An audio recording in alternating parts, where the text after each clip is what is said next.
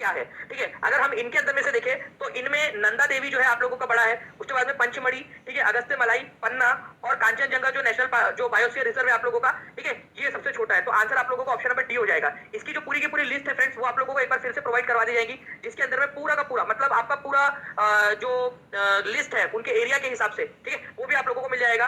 और आप लोगों को ये भी याद रखना है, हमारे भारत में 18 बायोस्फीयर, हमारे भारत के अंदर में 18 बायोस्फीयर रिजर्व है, उनमें सबसे बड़ा बायोस्फीयर रिजर्व कौन सा है और सबसे छोटा बायोस्फीयर रिजर्व कौन सा है, ये भी आप लोगों को पता होना चाहिए। तो हमारे भारत के अंदर में जितने भी बायोस्फीयर रिजर्व है उनमें सबसे बड़ा मन्नार की खाड़ी जो है वो सबसे बड़ा है आप लोगों का, और सबसे छोटा बायोस्फीयर रिजर्व जो है वो नौकरेक है। तो ये 2 पॉइंट आप लोग इससे समझ के चलिए आप लोग, ठीक है। 18 में से, ठीक है, सबसे बड़ा कौन सा है, ठीक है, तो गल्फ ऑफ मन्नार, कहां पर में ये गल्फ ऑफ मन्नार की gulf of Mannar biosphere reserve कौन से राज्य में, आप लोग बता दीजिए। सबसे छोटा अगर मैं बात करूं आप लोगों से तो वो है नौकरेक, आप लोगों का नौकरेक, ठीक है, नौकरेक बायोस्फीयर रिजर्व, ये कौन से राज्य में, ये भी आप लोग बता दीजिए।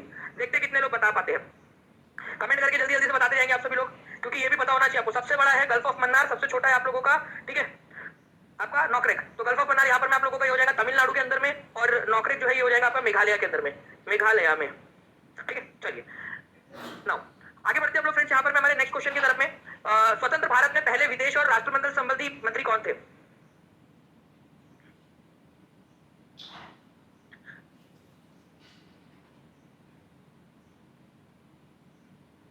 स्वतंत्र भारत में पहले विदेश और राष्ट्रमंडल संबंधित मंत्री कौन थे? Sardar Vallabh Bhai Patel, Jawaharlal Nehru, doctor Rajendra Prasad, more than one of the above, none of the above, ठीक है।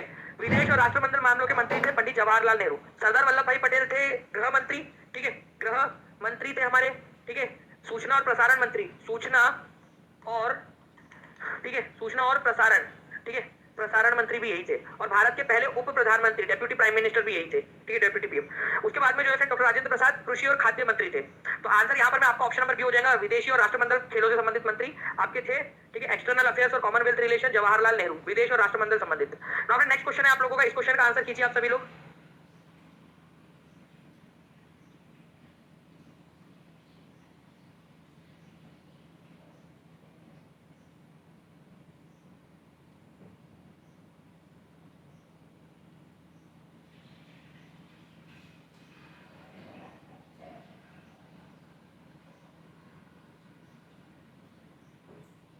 बताइए इसमें से कौन सी वाली जोड़ी जो है वो सही से लगेंगे आप लोगों की। मानस जो है फ्रेंड्स आप लोगों का आसाम के साथ में लग जाएगा, ठीक है। नंदा देवी आप लोगों का उत्तराखंड के साथ में, ठीक है। सुंदरबन पश्चिम बंगाल के साथ में लग जाएगा आप लोगों का, और पंचमढ़ी लग जाएगा आपका मध्य प्रदेश के साथ में।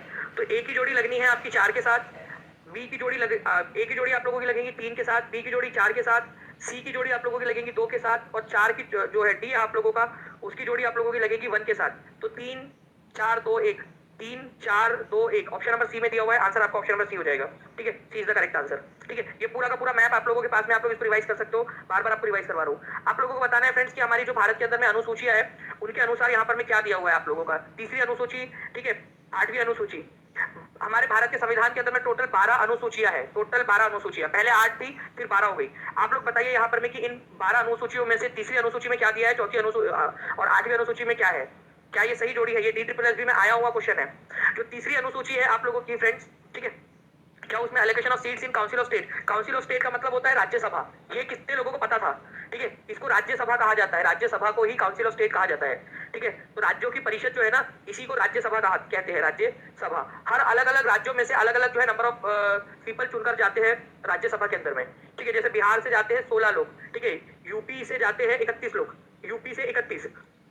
तो इस तरह से जो है कितने, कौन से राज्य से कितने लोग राज्यसभा में जाएंगे, वो सूची तीसरी नहीं चौथी वाली अनुसूची में दी गई है, और 8वीं अनुसूची में भाषाएं दी गई है। ये आपका सही, आपसे करेक्ट वाला पूछा था, करेक्ट वाला आप लोगों का कहां पर में दिया हुआ है, ठीक है, ऑप्शन नंबर ए में, ओनली 2 यहाँ पर करेक्ट हो जाएगा आपका, ठीक है।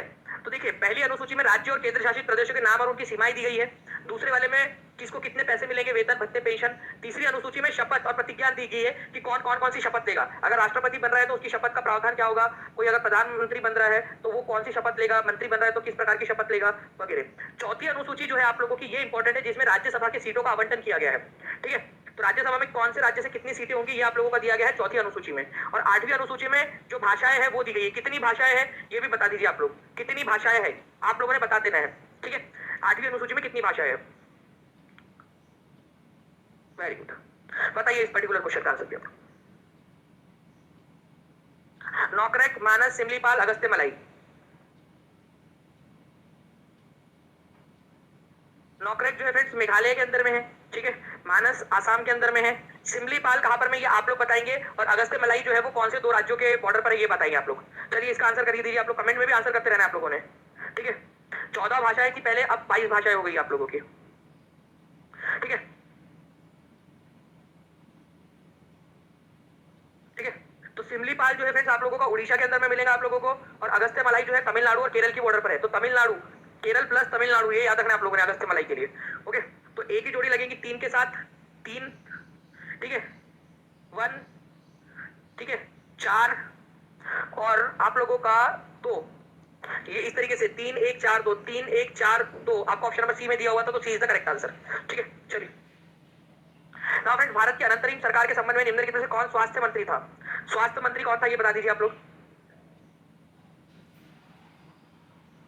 जी। अगर मान लीजिए कि नया वाला जो है पीएसटेट उससे पहले हो जाता है और उसका रिजल्ट भी आ जाता है अल्पना गौतम जी, तो शायद वो लोग उसके अंदर में ले लेंगे। लेकिन जो अभी जो बीएसटेट हुआ है अभी जस्ट, ठीक है, जिसके आंसर की अभी चैलेंज कर रहे हो आप लोग, वो वाला तो कंफर्म उसमें माना जाएगा। 4799 जो है फ्रेंड्स लाइक्स हो चुके हैं। जल्दी जल्दी से सेशन को लाइक भी करते रहेंगे, और जिन लोगों ने चैनल को सब्सक्राइब नहीं किया चैनल को सब्सक्राइब भी जरूर कर देंगे आप सभी लोग। भारत की अंतरिम सरकार के संदर्भ में निम्नलिखित में कौन सा स्वास्थ्य मंत्री था? तो स्वास्थ्य मंत्री था राजकुमारी अमृत कौर। अमृत पियो स्वस्थ रहो, ठीक है। नाउ फ्रेंड्स, नेक्स्ट क्वेश्चन की तरफ में हम लोग आगे बढ़ते हैं। जॉन मथाई के पास में कौन सा पोर्टफोलियो था? जॉन मथाई के पास में, ये भी एक इंपॉर्टेंट क्वेश्चन है आप लोगों का, इसको भी याद रखेंगे आप सभी लोग। जॉन मथाई, ठीक है, डिफेंस मिनिस्टर हम लोगों को पता है, ठीक है, बलदेव सिंह जी के पास में था। सरदार बलदेव, ठीक है, बलदेव सिंह जी के पास में था। गृह मंत्रालय जो है हमारे सरदार वल्लभ भाई पटेल के पास में था। इंडस्ट्रीज एंड सप्लाईज, उद्योग और आपूर्ति मंत्रालय जो है फ्रेंड्स वो किसके पास में था? ये आप लोगों को बताना है, ठीक है, ठीक है। तो इंडस्ट्रीज और आपूर्ति जो है ये आपका जॉन मथाई के पास में था, ठीक है, डॉक्टर जॉन मथाई के पास में। तो कभी अगर ये आ जाए इंडस्ट्रीज और सप्लाईज, जॉन मथाई, ठीक है, answer is option number C. बाकी फूड एंड एग्रीकल्चर वाला राजेंद्र प्रसाद के पास में था, ये आप लोगों को याद रखना है। नेक्स्ट क्वेश्चन की तरफ में आगे बढ़ते हैं। आप लोगों को बताना है कि इनमें से किसने कौन सा कंसेप्ट दिया था। 4952 जो है लाइक्स हो चुके हैं। 5000 लाइक से हम लोग केवल और केवल जो है फ्रेंड्स अराउंड जो है 48 लाइक्स दूर है। तो जल्दी जल्दी से सेशन को लाइक शेयर भी करते रहेंगे आप सभी लोग।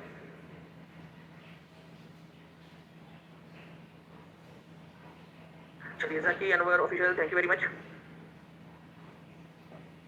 जल्दी से बताइए इस पर्टिकुलर क्वेश्चन का आंसर क्या हो जाएगा आप लोगों का। देखिए शंकराचार्य, रामानुजम, माधवाचार्य, ठीक है, बासवना, ठीक है। अगर मैं बताऊं आप लोगों से फ्रेंड्स, शंकराचार्य जो थे, शंकराचार्य ने एक कंसेप्ट दिया था जिसको बोलते हैं अद्वैतवाद। मतलब कि कोई दूसरा है ही नहीं, आप और भगवान एक ही है। अद्वैत, कोई दूसरा है ही नहीं, आप और भगवान एक ही है, ठीक है। तो अद्वैतवाद का कंसेप्ट शंकराचार्य ने दिया था, ठीक है। फिर रामानुजा आए, उन्होंने बोला शंकर भाईजान रुक जाओ थोड़ा सा, अद्वैतवाद नहीं होता है, विशिष्ट अद्वैतवाद होता है। मतलब कि आप और भगवान एक है लेकिन अलग अलग भी है, एक भी है और अलग अलग भी है, ठीक है। तो विशिष्ट अद्वैतवाद वाला कंसेप्ट रामानुजा ने दिया था। शंकराचार्य जो है वो 8वीं शताब्दी के थे, केरला से बिलोंग करते थे, ठीक है। रामानुजा 11वीं शताब्दी के थे, ठीक है, 11th सेंचुरी के थे और तमिलनाडु से बिलोंग करते थे, ठीक है। मतलब 300 साल का फर्क था लगभग इनमें। तो शंकराचार्य अद्वैतवाद, रामानुजा विशिष्ट अद्वैतवाद। तो आपका 3 और 4 देख लीजिए, यहाँ पर में नहीं बन सकता, यहाँ नहीं बन सकता, यहाँ पर में भी नहीं बन सकता। तो या तो नन ऑफ द अबव होगा या तो सी आंसर होगा, ठीक है। माधवाचार्य जो थे उन्होंने बोला भाई तुम दोनों रुक जाओ, ठीक है, तुम दोनों रुक जाओ। माधवाचार्य का कहना था कि भाई कोई अद्वैतवाद होता ही नहीं, डुअलिज्म होता है, द्वैतवाद होता है, डुअलिज्म द्वैतवाद होता है, ठीक है। मतलब आप और भगवान सब अलग अलग है, आप अलग हो भगवान अलग है, सब अलग अलग है, ठीक है, कोई किसी में घुसा हुआ नहीं है। तो माधवाचार्य ने दिया आपका कंसेप्ट डुअलिज्म का, ठीक है। बासवन्ना बच गए बस, यहाँ पर में वीर शैव आंदोलन उन्होंने दिया था कर्नाटक के अंदर में, ठीक है। 1 and 2, 4 3 1 2 4, ठीक है, 3 4 1 2, 3 4 1 2 सी में दिया हुआ है, ठीक है, 3 4 1 2। चलिए तो सी इज द करेक्ट आंसर आप लोगों का। तो आप लोग देख सकते हो किसने किसने कौन कौन सा जो है आप लोगों का कंसेप्ट दिया था, उसकी पूरी की पूरी लिस्ट आप लोगों को प्रोवाइड की गई थी। 5000 लाइक कंप्लीट हो चुके हैं फ्रेंड्स, बहुत बहुत शुक्रिया आप सभी लोगों का 5000 प्लस लाइक्स के लिए। चलिए संख्या जो है वो कपिल जी ने दी थी, कपिल मुनि ने। योग दर्शन पतंजलि ने। न्याय दर्शन गौतम ने। वैशेषिका दर्शन कनद ने। मम्मी और मौसी आपको जैम खिलाते हैं तो जैमिनी। अद्वैतवाद का संकेत अद्वैतवाद शंकराचार्य ने, या जिनको आदिशंकर बोलते हैं, ठीक है। द्वैतवाद का जो है विशिष्ट अद्वैतवाद का कंसेप्ट जो था वो रामानुजा ने दिया था, और रामानुजा और शंकराचार्य को दोनों के अपोजिट में जाकर द्वैतवाद का कंसेप्ट माधवाचार्य ने दिया, ठीक है। ये याद रखना है आप लोगों ने।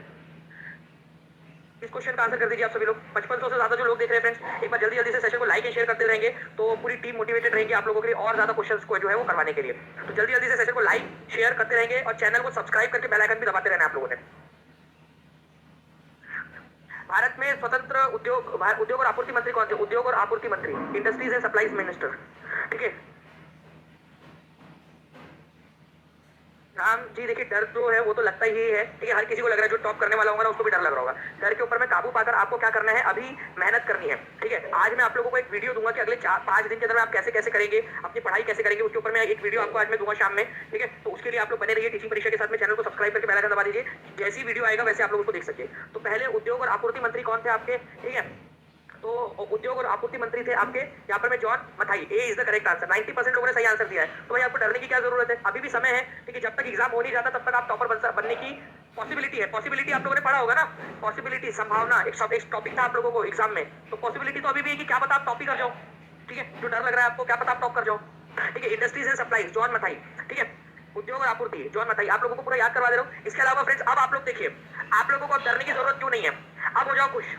सबसे बड़ी घोषणा, मुझे हाथ ऊपर करके बताना और यहाँ पर मैं लिखकर बताना कि आप लोग एक्साइटेड हो या नहीं। अगर आप लोगों में से मैक्सिमम लोग जो यहाँ पर में होंगे तो पूरी मेहनत, पूरी जान लगा देंगे, पूरा दिन रात एक कर देंगे। बीपीएससी टीआरई 1, ठीक है, बीपीएससी टीआरई 1 का जो पेपर था उस पर बेस्ड, उसके क्वेश्चन और उस पर बेस्ड क्वेश्चंस, ठीक है, उसके आसपास के जो एनसीईआरटी में जिस पेज से क्वेश्चन पूछा गया होगा उसके और ऊपर नीचे वाला भी क्वेश्चन ले लेंगे, ठीक है। ध्यान से सुनो, टीआरई 2 में जो आपका क्वेश्चन पूछा गया होगा वो क्वेश्चन, उसके ऊपर वाला, उसके नीचे वाला क्वेश्चन, वो भी आप लोगों के लिए ले लेंगे, ठीक है। टीआरई 3 का जो लीक पेपर था, ठीक है, उसमें से भी जो क्वेश्चन पूछे गए हैं उसके भी क्वेश्चन आप लोगों के लिए ले लेंगे। कल लेते हैं बड़ा क्वेश्चन। अगर आप लोग जो है उस सेशन के ऊपर में मुझे दिखता है कि यार 3000 प्लस लाइक्स आप लोगों ने कर दिया आज के आज जाकर, सारे बच्चों ने, हर बच्चे ने अपना एक कंट्रीब्यूशन, एक बूंद जो है वहां पर में डाला है, ठीक है।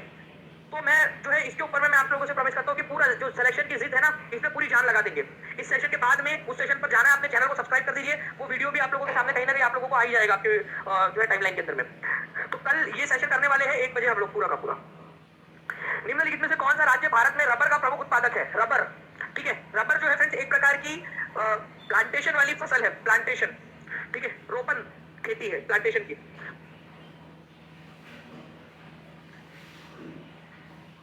ओके, रबर का प्रमुख उत्पादक कौन सा है, तो केरला जो है फ्रेंड्स रबर का प्रमुख उत्पादक है। और आप लोगों के लिए इसकी पूरी की पूरी लिस्ट दी गई है, देख सकते हो ये पूरी टीचिंग परीक्षा के ऊपर में आपको लिस्ट दी गई है, ठीक है। Largest producer of sugar cane in India, ठीक है। शुगर के मतलब गन्ने का सबसे बड़ा उत्पादक राज्य कौन सा है, तो उत्तर प्रदेश है, ठीक है। आलू का सबसे बड़ा उत्पादक कौन सा है, तो उत्तर प्रदेश है, ठीक है। चाय का सबसे बड़ा उत्पादक आसाम है। आप लोगों से पूछा था कि रबर का, तो रबर का सबसे बड़ा उत्पादक जो है केरल है। मैं आप लोगों को बताना चाहूंगा फ्रेंड्स कि आप लोगों के एग्जाम के अंदर में पूछा गया कि तंबाकू का सबसे बड़ा उत्पादक राज्य कौन सा है, तो तंबाकू का सबसे बड़ा उत्पादक राज्य है आपका आंध्र प्रदेश, ठीक है। तंबाकू कोई खाता तो नहीं है ना आप लोगों में से, टोबैको अच्छी बात नहीं है, ठीक है, टोबैको, तंबाकू। तो टोबैको जो है फ्रेंड्स ये आंध्र प्रदेश में, और तंबाकू research centre, tobacco research centre, tobacco, ठीक है, टोबैको रिसर्च सेंटर जो है आप लोगों का, ये आप लोगों को मिलेगा राजमुंद्री के अंदर में। राजामुंद्री, राजा लोग खाते थे भाई, वो को पीते थे वो लोग, ठीक है, लेकिन अच्छी बात नहीं है वो। तो तंबाकू आंध्र प्रदेश, और राजमुंद्री नाम की जो जगह है वहां पर में इसका रिसर्च सेंटर भी आंध्र प्रदेश के अंदर में। ओके, तो ये भी आप लोग याद रख लीजिए। चलिए, लीची का सबसे बड़ा उत्पादक भारत के अंदर में ऑब्वियसली बात है बिहार है आपका। कॉफी का सबसे बड़ा उत्पादक कर्नाटक है। ये पूरी आप लोगों को दे दी हमने ना। फिर नेक्स्ट क्वेश्चन है आप लोगों का, देखिए यहाँ पर मैं आप लोगों को जोड़ियां लगानी है कि कौन सा देश कब आया था। बताइए इसका आंसर क्या होगा। अच्छा, एक और आप लोगों से क्वेश्चन बन सकता है फ्रेंड्स, ठीक है, तंबाकू निषेध दिवस भारत में कब मनाया जाता है, ठीक है। आप लोगों से पूछा जा सकता है ना यहाँ पर में, विश्व तंबाकू निषेध दिवस कब मनाया जाता है। टोबैको, एंटी टोबैको डे, तंबाकू निषेध, तंबाकू के खिलाफ। तो तंबाकू के खिलाफ जो निषेध दिवस मनाया जाता है वो 31 मई को मनाया जाता है, 31 मई को, ठीक है। ये DSSB के स्पेशल जो पेपर होता है, स्पेशल जो पेपर होता है आप लोगों को DSSB का स्पेशल स्कूल के लिए, उसमें आता है, कब आता है, तो 31 मई को आता है। ये याद रखना आप लोगों ने हर साल, तंबाकू निषेध दिवस। इसका आंसर कर दीजिए जल्दी जल्दी से। 5700 से ज्यादा बच्चे देख रहे हैं। अगर सारे के सारे 5700 बच्चे जो लोग हैं उन्होंने एक साथ शेयर कर दिया फ्रेंड्स, तो यहाँ पर में हम बहुत ही बढ़िया तरीके से, एनर्जेटिक तरीके से जो है सेशन को कंडक्ट कर सकते हैं। जल्दी जल्दी से सभी लोग शेयर करते रहेंगे। तो यूरोपीय शक्तियों का सही क्रम क्या है, सबसे पहले देखो इसका एक जो है ना आपको शॉर्टकट बताता हूँ, ठीक है, PDEDF, ठीक है, PDEDF, ये याद रखेंगे आप सभी लोग। अब ये PDEDF क्या है, पहले आए थे सबसे पहले पोर्तुगीज, ठीक है, पोर्तुगीज, ठीक है। उसके बाद में आए थे डच लोग, डच, नेदरलैंड के, होलैंड के निवासी डच लोग, ठीक है। फिर आए इंग्लिश या ब्रिटिशर्स जिसको बोलते हो आप, इंग्लिश, इन्हीं को ब्रिटिशर्स भी कहा जाता है, ठीक है, ब्रिटिशर्स आप लोग जिनको बोलते हो, ठीक है। फिर आए डेनिश लोग, डेनिश मतलब मैं अपनी पूरे जो है पूरा देश उठाकर लेकर नहीं आ गया था यार, दानिश नहीं है ये, डेनिश है, डेनमार्क, ठीक है, डेनमार्क। नहीं तो बोलेंगे सर डेनिश तो आपकी स्पेलिंग के साथ में मैच कर रहा है। अरे स्पेलिंग अलग एक ही है लेकिन है अलग वो, ठीक है। मैंने आया था इधर में हमला करने के लिए, या भारत के अंदर में, ओके, इधर ही में था मैं। तो डेनमार्क के जो निवासियों को डेनिश कहा जाता है। फ्रेंच, ठीक है, फिर उसके बाद में सबसे लास्ट में है फ्रेंच, ठीक है, फ्रेंच, तो ये एक ट्रिक है आप लोगों की, एक बार लिख दो यहाँ पर PDEDF और उनका पूरा का पूरा नाम भी लिख दीजिए आप लोग की कौन कब कब आया है।